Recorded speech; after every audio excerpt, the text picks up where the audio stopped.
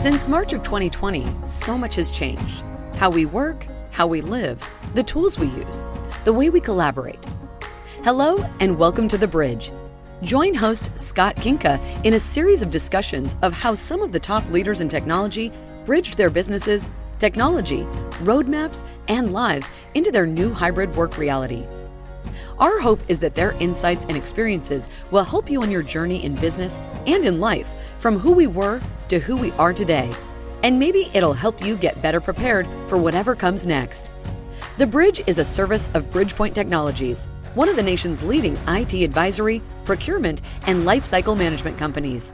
Now, here's your host. Hi, and welcome to The Bridge. I'm your host, Scott Kinka. This episode was a special one. First, because it was in person. I don't get to do a lot of those. And second, because it was with one of our own from Bridgepointe. My guest today is Chris Cannon, founder of the Cannon Group, recently acquired by Bridgepointe Technologies. Chris is now serving as the managing director of Lifecycle Services for Bridgepointe. Why I'm all decked out in my Bridgepointe gear today.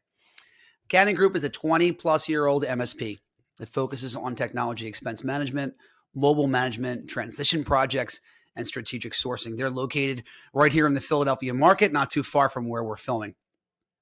Like most of our episodes, we started talking about their business during the pandemic. They have an inbound contact center for mobile support that needed to be transitioned.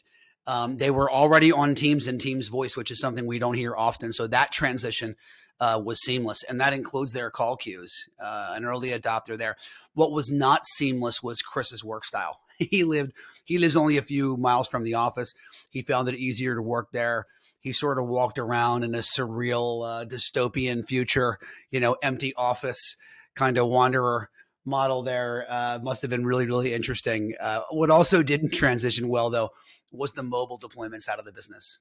And what I mean by that is kitting, as they call kind of mobile staging, has to be done in person, right? I mean, he shares a great story about a regional convenience store chain that we here in the East know very well, Wawa. For those of you who don't know, Wawa is sort of a convenience store, sandwich shop, gas station combo all over the place, very common. And they're a customer of Cannon Group. They moved from an iPad-based pilot for doing online ordering to a 4,000 iPad rollout, basically overnight. And, as the mobile desk, if you will, for Wawa, that meant, receiving, unboxing, staging, apply screen protector, test, put it back in the box, ship out, all hands on deck, everybody that could be involved from the company working through that. And if you think about it, this again challenges that definition of essential worker that's become a theme through some of our past episodes on data center and things like that. Workers you wouldn't normally consider to be essential, but think about it. These were people literally provisioning the tech necessary for people to be able to order food during the pandemic. I'm not sure it gets any more essential than that. That discussion branched us over into supply chain. First for laptops being poor. And, as a mobile support organization, Canon was getting calls for laptops, frankly, because customers were trying anything. They didn't have access to those. But something you don't think about is that mobile devices weren't a problem during the pandemic. And it was because we were in an iPhone refresh cycle at that time. New devices were available. We dug into return to work. We dug into what that means. We talked about work-life balance, culture committees, tight job markets, online happy hours, what worked and what didn't work.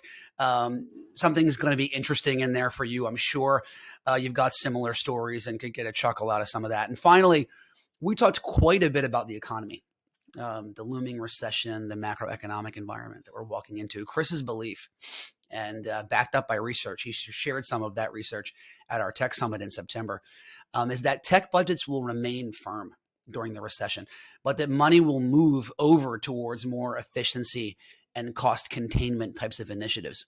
He shared that there's usually room in an IT budget, if properly managed, mind you, to fund new IT projects. But, in reality, expense management is not a job that IT people focus their time on. Tech leaders don't have time to focus on mobility, as an example. Mobility is a savings every year on new plans if properly done, but it just falls into that also job category for IT and tech.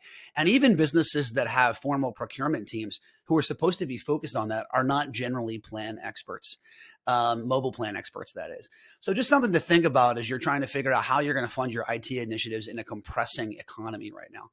But either way, it was fun to talk to Chris in person, fun to create an interesting bookend to some of the provider-focused conversations that we've been having, and really interesting to think about the idea that funding, new IT initiatives is still out there and available. It just might be buried in your existing expenses. So let's get to it. My discussion with my friend, Chris Cannon, founder and CEO of Cannon Group here in Philadelphia, and now the managing director of Lifecycle Services for Bridgepointe Technologies. Welcome to another episode of The Bridge. I'm your host, Scott Kinka, and I am fortunate to be joined in studio. I like these so much better than the constant online conferences. I am here with Chris Cannon of the Cannon Group, now a managing director with Bridgepointe Technologies. Chris, welcome to the show. Thank you. Thank you for having me. Fantastic. Chris, in the interest of full disclosure, this is a special kind of Bridgepointe episode where, we're talking to external business leaders. In this case, we get to have that conversation. You founded the Cannon Group 20 plus years ago? 25. And were recently acquired by Bridgepointe. Yep. Very exciting. Fantastic. And we'll talk a little bit about that, but let's take a step back and just tell us a bit about the Cannon Group first. So we're a managed service provider located outside of Philadelphia. We have offices around the country, and we help companies better manage their technology and telecom. So through expenses, mobility, transition projects, and strategic sourcing. Fantastic. There was a lot of reasons why this was a super interesting acquisition for Bridgepointe, which we'll talk about in a little bit. But primarily the theme of our show on the Bridge for this season, at the least, is to talk a bit about the pandemic. So let's, as a business owner, Cannon Group, how many employees in Cannon Group? 50. 50 employees, and spread across the country. Yeah, all over the country. Where are the office locations? Tell our listeners. So we're located in Bluebell outside of Philadelphia is the headquarters, and we have an office in Kansas City. We used to have an office in Helena, Montana, and then we have people spread around as well. Fantastic.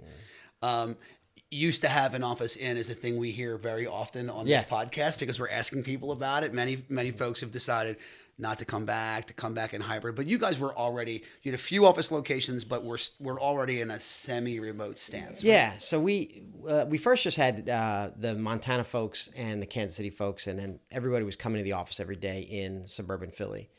And I looked around one day and everybody wasn't there. They were home 2 or 3 days a week, and the office was generally empty, and we were running out of space. So we just said, let's have those who can work from home. The ones that we did not have, that was our mobile support center, our contact center.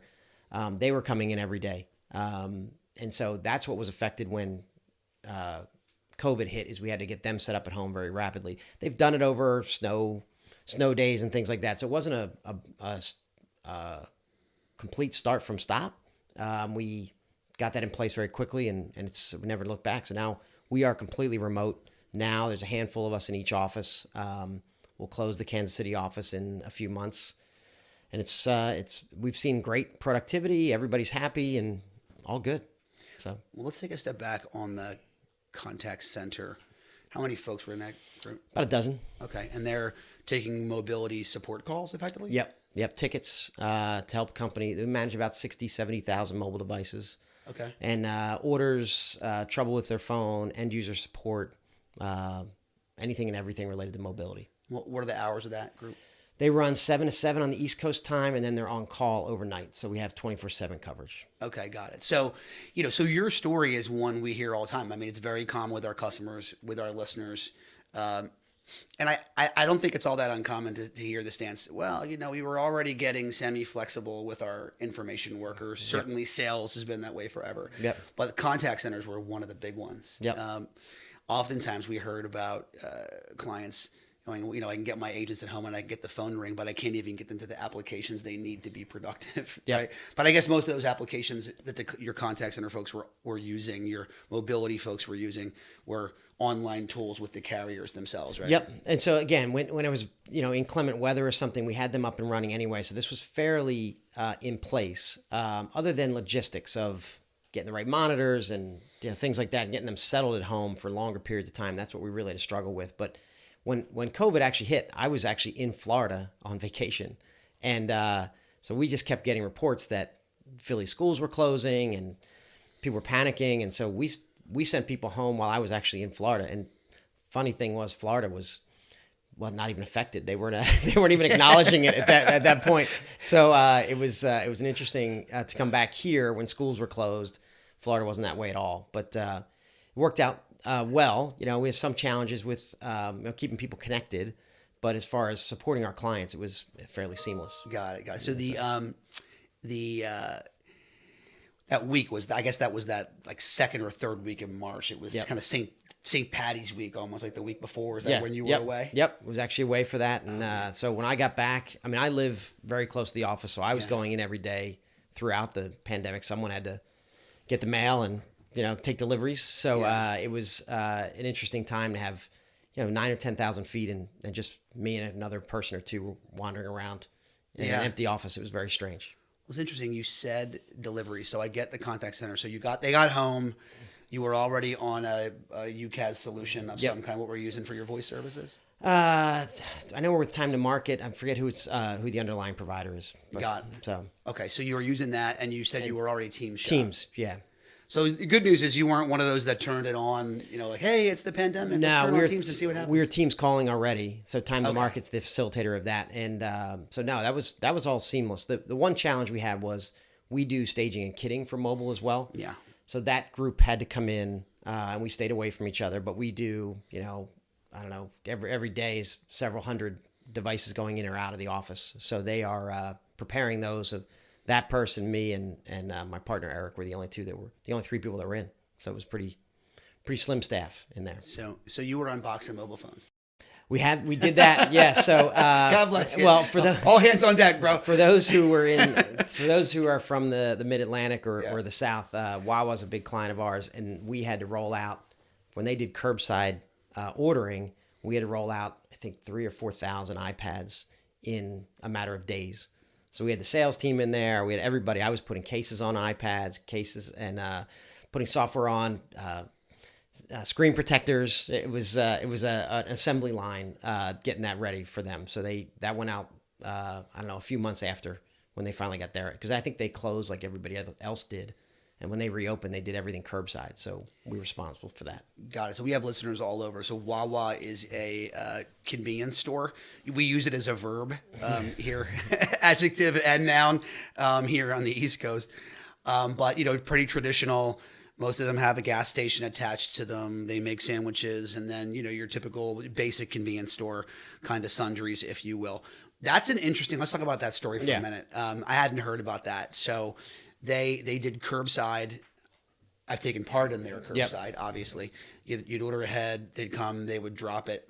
Had they made the technology decision to use the pads and called you, or were you earlier in that discussion with them? They were trialing it, if I remember right, and they quickly had to put it out to the group. So it started with Apple Watches on people's wrists, so they knew when the person got there. That went okay.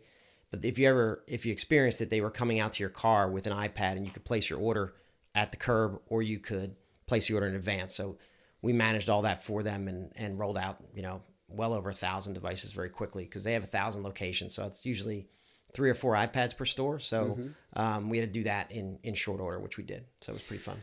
Were they trialing before the pandemic? A little bit. Yeah, they're always trialing something. Yeah. So for those who don't know, they're 1,000 store location, usually pretty progressive from a technology perspective, trying different things. And we just support them as they roll those things out. Got it. I think that's a story that's really interesting to think about as a customer of Wawa, certainly being a local. But the stories that we've heard on the pod over the last couple of months is not all that different to it's we have a tool. I mean, Teams is a good example too. It was a lot of we were playing with it in IT, and then it was go. Yeah. Right. I have a couple. That was one. We did get their contact center. So they have a small contact center, 30 or 40 agents, I think, just for internal support of their team. They had to be set up. So that was set up by the following Tuesday. We had to get them on 5/9, got them set up at home. So we moved really quickly, or the vendor more specifically moved really quickly to get them set up. So that was a big win for us to get them up and running, very happy, and everybody's back in play. Another one I got during the pandemic, I got a CIO call me, and I talked to him right before when people were starting to plan a little bit, and I said, what are you going to do? And he said, oh, we have desktops. We're just going to send people home with their desktops. And right on when it happened, he called me and he said, do you have that contact, a friend of yours at Dell? I need to order 4,000 laptops. And I said, good luck. And then the Dell guy, who's a brother-in-law of mine, he's like, yeah, we don't have 4,000 laying around for you. You and everybody else needs laptops. So they were scrambling to find something. So what did they do? I don't know. I think they sent them home with the desktops. I think they had to. Yeah. This is all over the world. This was not even like just the US. Yeah. So it was all over. We've heard some crazy stories. I mean, at that time, as you know, I was at Evolve IP, and one of the things that we did were virtual desktops that were, and we had an awful lot of that. It was just like, we don't have equipment, we don't know how to get the apps out, and a lot of them. It's funny. On our last episode, we were chatting with Aryaka, and one of the things that they had talked about was modify. They're an SD-WAN provider, and they're connecting shiny buildings, I think was the phrase that they used. But then all of a sudden, it was all these people at home. Yeah. And it was the same kind of idea of like, for them, it was a matter of scrambling to get, companies away from having to drag everybody on VPN back to the office only to get them back out to their SaaS apps at the end of the day. So, I mean, there's stories like that shocked throughout, many of the conversations that we've been having. But I always find it interesting to sit and talk with business owners, about what their specific experience was. We hear a lot, though, what you just said, we were a tech company. We were already pretty progressive. We were well positioned. But knowing what it is that you do in the Canon Group, and maybe this is a good segue, the reason you got those calls is, you're effectively operating as a lifecycle management technology company. You're helping them pay their bills. You're helping them deal with their mobile. You're helping them optimize their spend. You're when they make a decision to do something different, change their network, do a transformation, you're doing the concierge work, if you will, to make that happen. So I guess, you really saw the interesting side of the scramble in the pandemic, right? Absolutely. They were everyone was scrambling. The hardest thing during the pandemic was just getting a hold of anybody in the IT side, and you probably experienced that, is that they were just so buried trying to keep the lights on. For people working from home, they were just, I went months without hearing from certain clients unless they needed something very, very quickly, and then you heard from them. But talking about any sort of initiative or any sale that might be pending, forget it. They were locked down on that. So it was a tough time. Sort of emergency management. Yeah. Did you have the same kind of scramble, curiosity, for devices on the mobile side too, where you can find us 2,000 of these? Or? No, they were fine. There was plenty available. So no, I didn't. Not that I've heard of. I think we met everybody's needs. So no, I didn't think of that. I guess we were in a cycle. You think back, right? 2 years. Apple just is now releasing new devices. We were probably in that refresh cycle where there were new devices and old devices available. There must be a lot of Apple iPhone 14s out there, because if I see one more commercial for a 14, I'm gonna put a bullet in my head. So every vendor's advertising those, but and it seems to be every sporting event. So our businesses, while we're on the mobile topic, our business. Are you seeing, do businesses sort of keep in that chain with the upgrades? Like the 14 comes out, are they going 13 to 14, or are you swapping out 14s for 11s? Like, tell us about how that refresh cycle works for companies. It's company by company. So some go for whatever the 99-cent one is, which is usually one version back or two versions back, and others are on the train where they're upgrading to the newest and greatest right away. So it's cultural how they do it. They all work fine. We do get involved in policy sometimes. It's an interesting problem for an IT organization, is that people tend to think of their corporate device as their own, and it's not. And so they'll say, I will hear this line a lot, I'm eligible for an upgrade. And I said, well, it's not your phone. it's the company's phone, So they take it very personally, mobile in particular. So I have some customers who they'll offer the 99-cent one, and they'll let the employee pay the difference. And a lot of people will. They want the latest and greatest. So it's very all over the map as far as what companies are doing or what they're allowing. So it's funny. That's sort of emblematic of the blur between corporate and work from home in a lot of ways. Yep. Right. I mean, do you find, has that business increased or changed because kind of now people are at home and the mobile experience is more important? No, it's we're seeing more MiFis and things like that when it first started, but that's even leveled out. But no, everybody seems. I use this line that one of my managers said to us when we were going through the pandemic and we were debating whether to bring people back. He was like, everyone's settled. He's like, everybody's good. They got their setup at the house. They got their childcare taken care of. They got everything as they want it, and basically don't mess with it. And it was. I think that's where we are right now with work from home. I am seeing some clients start to bring people back 3 days a week, but it's going very rocky for most of our clients, because they are, again, people are settled. Yeah. So now you're kind of messing with it.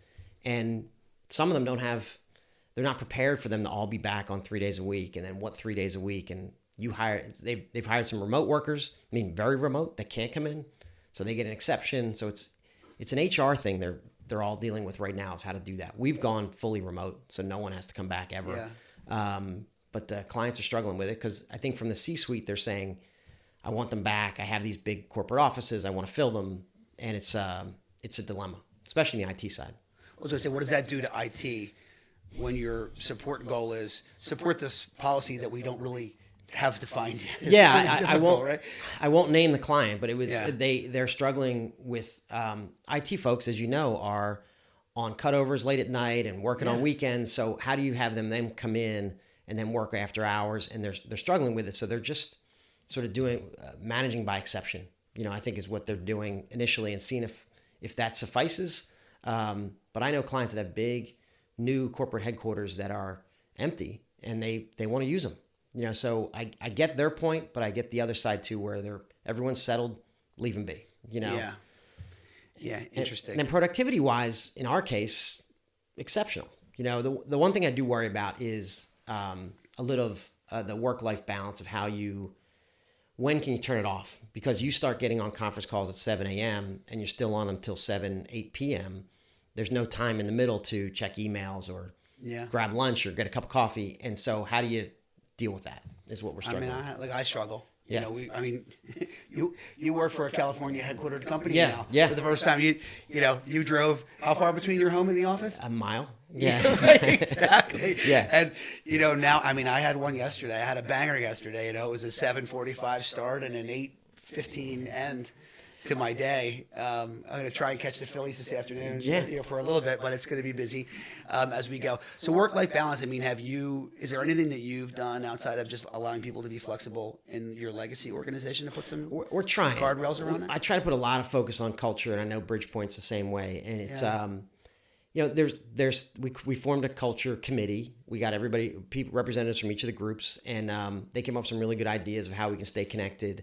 That's the one I worry about, is how you stay connected as a company, because it's a tight job market out there. So how do they stay, involved in the company, that they want to stay here and all those kind of things. And knock wood, we've had a great success rate with that. But we've done, when the pandemic started, we started having weekly calls, like literally a weekly all hands. Mm-hmm. Then it went to 2 weeks, then it went to a month. And frankly, I was running out of things to talk about. There's not a lot to talk about every week, and so we recognized people that had people in the healthcare space, and we recognized them. We did a lot of recognition.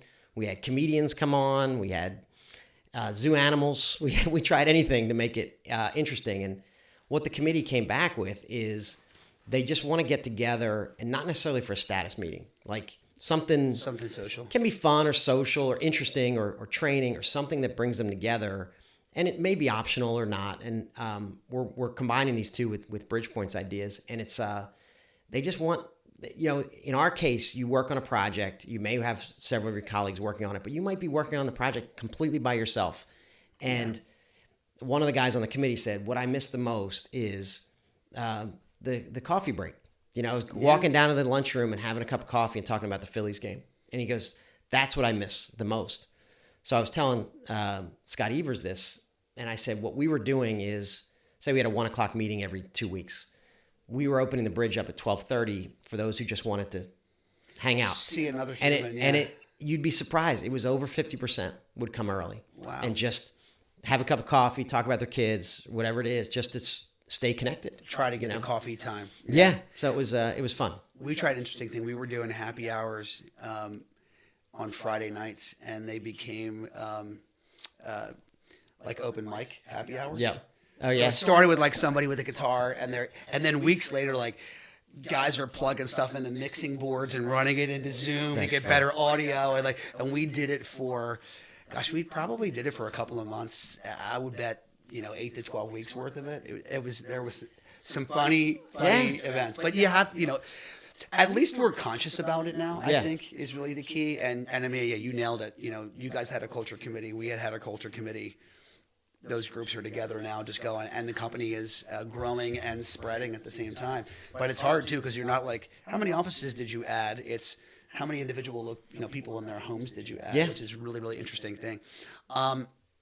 It's probably a good segue into the sort of Canon, and Bridgepointe marriage, if you will. For those who have paid attention to what's going on in the pod, this is obviously not a commercial, but I think it's interesting in that, Bridgepointe is an advisory firm. We felt like customers were coming to us for advice and then going, I need help because my time is thinner now post-pandemic. IT leaders have changed. They've become strategic leaders inside of the business. So for us, it was a super interesting opportunity to sort of add differentiated value-added services to that bucket. So not only say, hey, you should implement this technology, but we collectively, the collective we now, along with Canon Group, can help you put it in. Yep. So let's just talk a little bit about kind of the Canon services at our tech summit.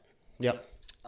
You spoke, and you got up and you shared with us some information about maybe our next big disaster, which is a potential recession, and what you think that's going to do to IT budgets. Share that a little bit with our listeners. Yeah, so there's some studies out that they're either going to increase or stabilize. I think it's probably going to be more stabilized. And just from experience is that there's not a lot of Fortune 1000s that just, yes, I'm going to give more budget to IT. They give some on a strategic project or something, but not generally.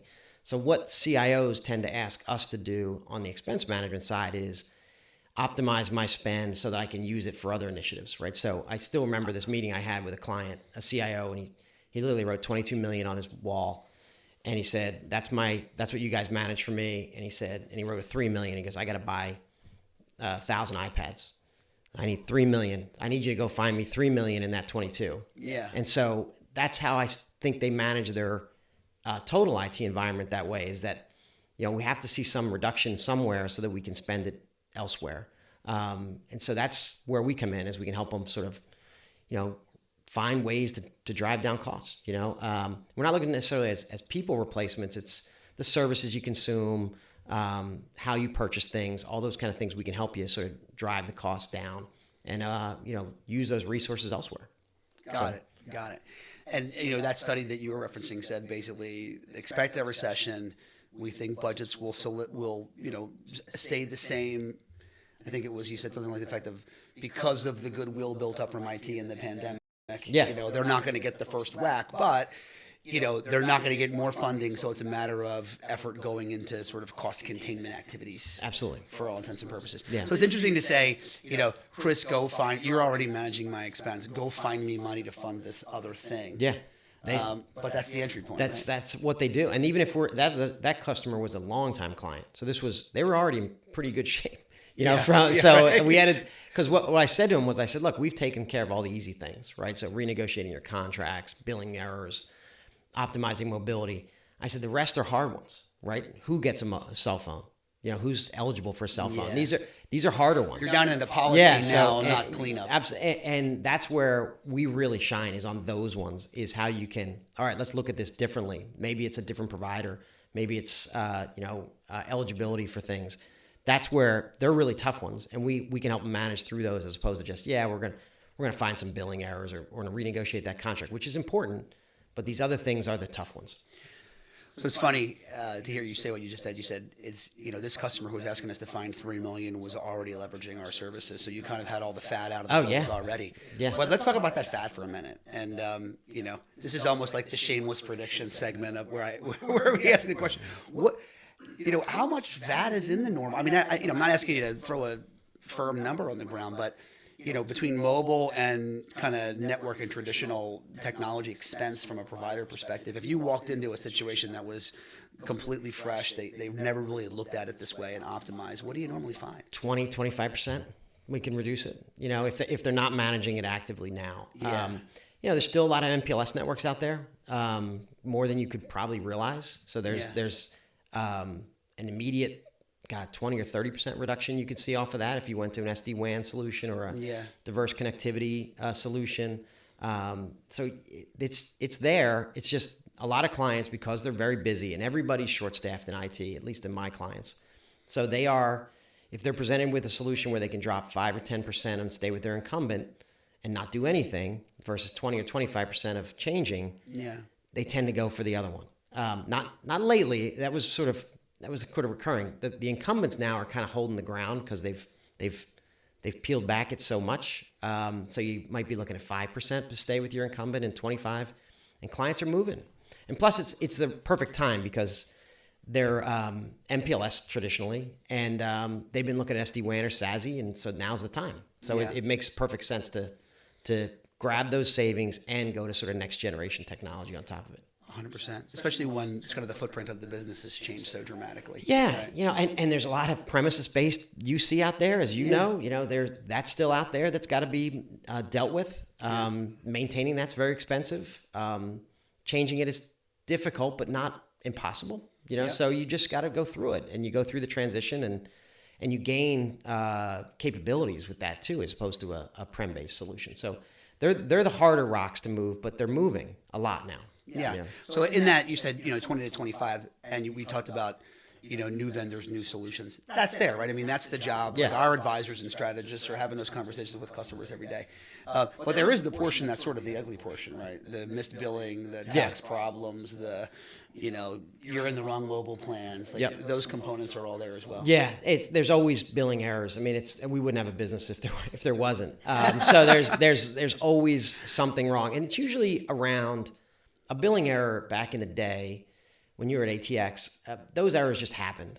Yeah. Those days are kind of gone. So meaning the billing systems are better now. If they go in right, they stay right. But where you get errors are when they disconnect something or add something and they add it on the wrong rate. It's anytime somebody touches it is when you get errors. When you get, And on the once it starts to drift, it's drifting. Yeah, and then if you don't catch it right away, it stays wrong for years, right? So that's the problem, because it's the same as last month. So you just approve it. On the mobile side, I always say the mobile is sort of the gift that keeps giving, is that there's always new plans out there. There's always new solutions for either the entire group or a subset of customers or subset of users, that you take your heavy users and put them on a new plan. So we're constantly running that through. Mobile, we can save money every single year. It never sort of stabilizes in a good way for us and our clients, but it's that one's an easy one to get a kind of quick hit. Those savings become effective in 30, 45 days. Yeah, you so can do it quick. You can do them pretty quick. You're not SWAT. Yeah, I got Yeah. it. So we talked about kind of technology expense management, sort of mobile expense and mobile management in there as categories, which make perfect sense. What customers should think about is, that's an ongoing managed service. That's effectively a percentage of revenue kind of model, right? You mentioned implementation management. Tell us a little bit about those services. So I'll tell you the genesis of that. So I'll jump ahead to our fourth area, is where we manage strategic sourcing events, where it's running an RFP or an incumbent negotiation. And usually at the end of those negotiations is a transition of some kind, an upgrade minimally, maybe change providers, maybe change the solution they're on. So we passed on that, and the clients would always say, "Will you guys manage that for us?" And we'd always say, "No, we're good. You think we're rock stars. We just finished this great negotiation. We got you great rates." And so, but they said, "We don't have anybody to help us actually make the change." Yeah. So maybe 7 or 8 years ago, we brought a guy on to run that team, and we built that team to, 10 or so project managers that are just help clients make that transition. So the way I portray it is, we're the client's project manager, not the vendor, right? So the vendor will have their own. We become the client's PM. So everything on a project plan that would be assigned to a customer, we can take that role on, and it's a very natural hand in glove with the sourcing engagement, because it kind of ends and they say, "All right, now we're ready to transition," and we raise our hand and say, "We can manage that for you." and they take us up on it. It's a very busy group, everything from UCaaS rollouts to network transitions to a lot of mergers and acquisition work, as clients are separating. So it's a very busy group. It's been a great addition for us. I think it's going to be a great addition to Bridgepointe too. Yeah, we're super excited. I think all of these things fall into, I use this phrase, also jobs when I talk to IT people, right? They have a job to run IT, and then here's their also jobs. Their also job is paying bills. Their also job is mobile. Their also job oftentimes is security. Yep. And those are the items that, don't get done well enough just based on time and the fact that it's just not the day job. You've stumbled onto my sales pitch. Okay. I usually say, what do you manage? And they tell me, well, I manage the telecom bills or the mobile. And I said, what else? And if they have another else, we're in good shape. If they have nothing else and that's all they manage, you're in trouble. Yeah. Right. So there's no opportunity for you. So then I'll say, do you want to get rid of that? They go, yes, I would love to get rid of that. And so that's what we come in, and it's really an outsource of that. Mostly what we sell is time, right? It's time back to the end user, so they can shed that responsibility. We take that over for them, and they get time back. 100%. So that's really what we sell. Well, that's a great way to get us to our kind of wrap-up segment. 3 fun questions for you, and then we'll call it a day. First one is, let's assume that the next big challenge we have is not going to be the recession, but it's the zombie apocalypse, and there's one app left on your phone. What's the Chris Can't Live Without app on your mobile device? I'm so boring. I would probably be ESPN's. You know what? You had multiple people. Yeah, sorry. Yeah, so no worries. And we're having quite a run in Philly right now. Yeah, right. So you're living in the ESPN. Yeah, app right. now. Yep. We got I don't know when this is exactly going to air, but right now we got a 6-0 Birds team, and we're heading into the NLCS in baseball, so I'll take it. And we have a temporarily undefeated hockey team. I'm not sure how long that's going to last, but we'll go. Yep. And super excited about the Sixers to start their season. Okay, I get that. Next question is, give us a shameless prediction, 18 to 24 months. It could be in tech, maybe it's just in what's going on in the macroeconomic environment, like throw one out there. It's that's a good one. I think it's going to be continued migration away from the traditional data networking technologies into SD-WAN and SASE, and the merging of security in with the network. I think that's really where everything's going. There's a whole group. I forget the stat. I think it's like 60% of companies have not migrated to one of those technologies. So the rest of them are gonna go. I think it's that's what I would say the next thing is gonna be. I mean, I agree. I think with the edge, good segues, right? Because we did have Ariaka on the last episode. They said a very similar thing, was that there's, people are pursuing SD-WAN, they're pursuing SASE, the footprint moved. Yep. So it was a very similar kind of prediction, was that, you'll buy that from the same vendor. Could be, yeah. Right. I guess. Or you'll, but the point is, at the end of the day, you changed the network topology, you've now changed the security topology of the business. I've seen clients go both ways, that wanted to go with a single provider, and I've seen other clients that like regional, they can get a hold of somebody from that underlying provider for connectivity, for example, rather than some sort of aggregation provider. It's, whatever flavor you want, you can get. So I have some who like the single neck to choke, and others who don't. So it's hard to say. Or they make you the single neck to choke, or a Bridgepointe advisor the single neck to choke, and help them get in the middle of that. All right, last fun one. So these are all supporting roles, and you've been a CEO your entire career almost. So maybe that's hard to imagine yourself in a supporting role, but you have to choose one of these supporting roles. Okay. Right? You're either the bass player in your favorite band. Okay. All right. You're the supporting actor in your favorite movie. Yep. Or you're very topical given the conversation. You're the third down, gadget back for the Birds. I'm assuming you're going to say it would be for the Birds. I would say for the Eagles. Yeah, the Eagles would be the obvious choice. Yeah. You want to be the gadget guy. Yeah. You have to be the gadget guy because you don't have the size to be anything I'm but also the gadget guy. 5'8", so I'm although our kick return is 5'8", so I could do that. That's absolutely what I would pick. Yeah, I love that. Well, this has been a great conversation. Thanks for coming in. Buddy. It was great to have you here in my home. The marriage of our organizations is something that is exciting for everyone involved. Really to have you guys be part of the family. So I'm going to say this has been Chris Cannon, our managing director for Lifecycle Services for Bridgepointe. Scott Kinka, your host here on The Bridge, and we're looking forward to seeing you on a future episode. Thanks, man. Absolutely.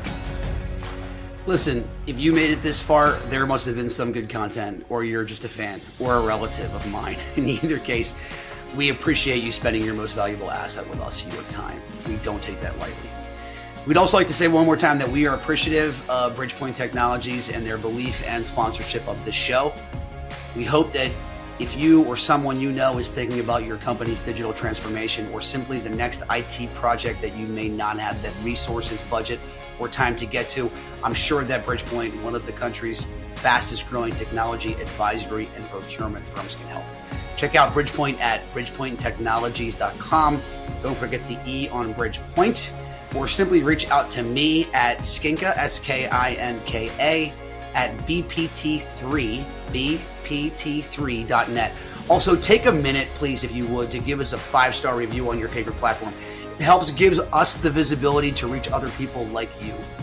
Thanks for listening to this episode of The Bridge. I am Scott Kinka, and until next time, there's a lot of noise out there. In business and in life, do what you can to be the signal. Thanks.